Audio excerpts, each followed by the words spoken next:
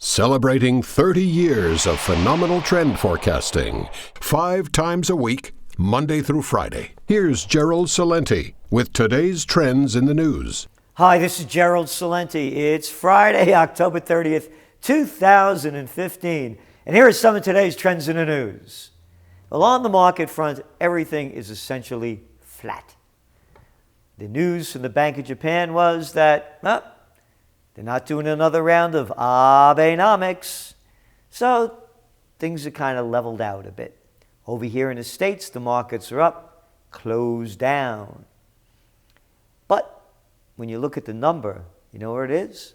Just about where it was last year at this time. That's what the Dow is.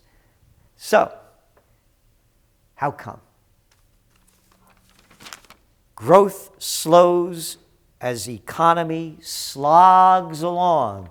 Hey, that's not me, that's the Wall Street Journal. The growth advanced at a familiar 2% rate, showing the economy remains locked into a restrained expansion more than 6 years after the recession ended. And again, this is despite all of those trillions of dollars the Fed has dumped into the market. We're looking at basically a 2% growth rate. But, of course, it's been good for them rich guys and driving those markets along. So that's the way they write it in the Wall Street Journal. Different story over here from the toilet paper record, the New York Times. Consumer spending and housing prop up U.S. economy.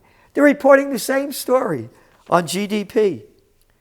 While the overall rate of growth was decidedly lackluster, 1.5% last quarter, according to the Commerce Department, spending by consumers, so that's what brought it back up. And you know what the spending on consumers was? Now remember this headline, consumer spending and housing prop up U.S. economy. Healthcare and insurance. Oh, and furniture too. Healthcare and insurance. Wait a minute. That's not like you're buying stuff. Those aren't consumer products. No, that's like more taxes. Can anybody figure that out? Boy, they should put property tax and school tax into it, and then you really see where consumer spending is going. But hey, it's the toilet paper. These are the lying people that bring you war after war. Disgusting human beings that throw themselves out with the bullshit line, the paper of record. The paper of record for criminals. The paper of record to promote propaganda. The paper of record for lowlifes that write for them. Like that guy Hard-On. You had the CNBC one that asked Donald Trump, is this a comic that you're making into the presidential reality show? Words to that effect. He used the word comic. Oh, it's not Hard-On. It's hardwood. Hardly a brain. Another shill for the times. But hey, why get excited? It's only war, crimes, and stealing of your rights. Who should get upset? It's the paper of record. Record lowlifes. And they got a long record for it. Hey, remember that Saddam Hussein with his aluminum tubes? Yeah, they should have shoved that aluminum tube up Colin's colon. Yep. Powell, that is. Hurt by low oil prices and $79 billion in write-offs, Royal Dutch Shell posts a loss. Shell cuts another 1,000 jobs after $8 billion hit over Alaska and oil sands setback. Isn't that nice language? Setback. Oil giants see no relief on prices. Again, it's a supply and demand issue. Go back a year and a half ago when prices started falling. They blamed it on the Saudi Arabia and the United States punishing Russia for the Ukraine incident that they don't talk about anymore. Hey, things are great over there in the Ukraine, huh? Oh, yeah, they're having a little problem with the IMF. That's right. Yeah, giving, Ukraine that loan, but Ukraine owes Russia $3 billion. And you're not allowed to loan money to a country that can't pay back the debt that it owes to another country. But they're going to change the rules because that's what they always do. But they'll call it the law. So, anyway, it's a supply and demand issue, had nothing to do with Russia or anything else. Again, we're looking at all those commodity prices falling. And, of course, the word is that the Fed now is going to raise interest rates in December. But when you look at those numbers that just came out and you look what's going on and overall in the United States, besides those lousy numbers, exports already plunged this year by 7.8% or $128 billion. So, hey, remember the liar in chief, Obama? He was going to double exports by 2016. Just another empty promise by an empty suit. And there's just one after another. One after another. You look at the numbers coming in. Yeah, consumers are spending according to the toilet paper of record. Check it out. Personal income, with that number that just came out on GDP, it went up the grand total of 0.1%. How about nothing? How about it didn't keep up with inflation? But that's what they do. They're always lying. So now we're looking for the big job numbers to come out next Friday. That'll be all the news. That'll be all the news. They're looking for about 180,000 jobs. My belief is they will. Maybe even 200,000 jobs. But the jobs they create won't be jobs that anybody wants. The jobs that people need, that don't pay money. You're looking at the income levels. They're nothing. They're declining in real numbers. But, again, the cheap money, what does it do? Every day, I've been reading these, you've been hearing them. Pfizer starts Allergan courtship. Allergan, yep. Deal would create largest drug maker, Botox maker attractive due to Irish tax domicile. In other words, the big guys could hide their dough, don't have to pay any taxes, and we get screwed for every little penny that we owe. But again, another merger and acquisition on the horizon. Visa deal for Europe here, buying up Visa Inc. is in close to clinching the biggest deal in its history by buying a company named Visa over in Europe. More mergers and acquisitions. Key Corp, First Niagara to join bank deal wave. Yeah, too big to fail. And they got much bigger and much fatter. Thanks again to your liar-in-chief, Obama, and that lowlife of a man, gives men a bad name, Eric Holder. Yeah, the former Attorney General, too big to jail, didn't put anybody in jail. So the banks keep getting bigger. And again, it's global immorality in a government near you. Moldovan coalition collapses amid fallout from a $100 billion fraud. Collapsed yesterday following a $1 billion theft from the country's banks. All a deal. It's all bankism and all crooks. And again, they keep lying about the word. Afraid to call a spade, murderers, and thieves. Migrant crisis strains Germany's oldest political marriage.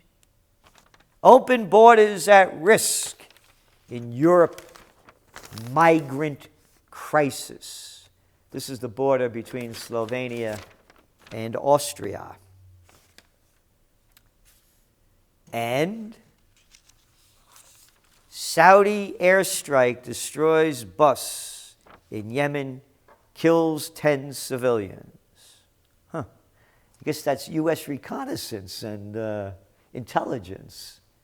The murders go on. And by the way, what's going on in Israel, get ready for it to explode. Get ready for it to keep stealing more land, clamping down on the people. It's a total apartheid state. These young kids have no lives in front of them. Are they going to go wild? Hey, they made a beautiful scene over there in Iraq, didn't they, by destroying the joint, killing over 1 million people? I wonder how these radicals are created. Couldn't be because you rob them of everything, torture them, and imprison them. Why should they rebel? They should be more like Americans, a bunch of soft little patsies. And when I was in Italy, I saw the same thing there. Everybody lost their fight. They've lost their fight around the world. I asked my friends, why can you guys put up with this stuff? Yeah, what are we going to do? What are we going to do? And everybody has an excuse. Oh, we're working so I got to raise the kids. Baby, back.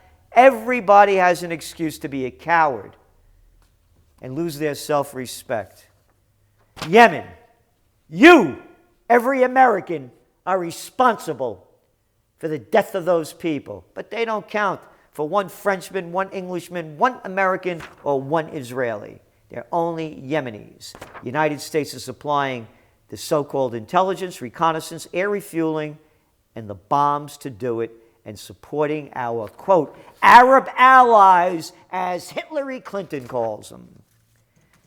And talking about liars, frauds, and freaks, how about this one? U.S. to send special operation forces to Syria. That's right. Just announced the first deployment. Hey, but go back. Go back and listen to the liar-in-chief lie again. Many of you have asked, won't this put us on a slippery slope to another war? One man wrote to me that we are still recovering from our involvement in Iraq. A veteran put it more bluntly. This nation is sick and tired of war. My answer is simple. I will not put American boots on the ground in Syria. The Obama administration is deploying operation forces inside Syria for the first time in a significant escalation on the fight against the radical Islamic State group. And you know who they're going to be fighting with? Sunni Arab forces. Hey, who are these Sunni Arab forces? Who are they? Who are they? Sunnis fighting the Alawites. Shia Sunni, you get it? It's not about fighting. It's about fighting Assad. And again, he lies, lies and lies and lies. I'm going to close Guantanamo, I tells you, pulling out them troops out of Afghanistan. One lie after another. Most transparent government you ever seen. But you little tiny people are called Americans, you're not allowed to look at the Trans-Pacific Partnership. And the Pentagon. We're in combat in Iraq. That's right. Colonel Steve Warren, a U.S. military spokesman in Baghdad, described the mission in blunt terms. Quote, we're in combat. That's why we all carry guns. That's why we all get combat patches when we leave here. That's why we all receive imminent danger pay. So of course we're in combat. Hey, but that's not what El Presidente said back a year ago. Here, listen. We will not be sending U.S. troops back into combat in Iraq. As I've said before, these American forces will not have a combat mission. We will not get dragged into another ground war in Iraq. It's all there is. Lies and more war talk. Nobody talks about peace. Not a peep about peace. Only about war. And the United States, of course, is ramping it up in the South China Sea. South China Sea, China warns U.S. over provocative acts. China's naval commander has warned his U.S. counterpart against dangerous and provocative acts, days after U.S. warships sailed to contested islands in the South China Sea. Now, they have these tiny little islands that they dredged out. And the United States is telling them they're not theirs. But this is according to the Chinese. Wu Shai-kun, director of China's National Institute for South China Sea Studies, expressed skepticism of the U.S. rationale. Malaysia, Philippines, Vietnam have all built islands in the South China Sea. And Vietnam is still building them, he said. So you can see how America is biased towards China. They want to oppose China on the issue of the South China Sea. And the administration came out and said, we particularly have to protect our friends, the Vietnamese. Yeah, the Vietnamese that they started a war against back in the 60s, killed over 3 million people, lied us into war, and they just keep lying. So again, it's up to you. It's up to we the people. Either we occupy peace or keep occupying war, occupying madness, occupying greed, and occupying immorality. This is Gerald Celente, and that's some of today's trends in the news.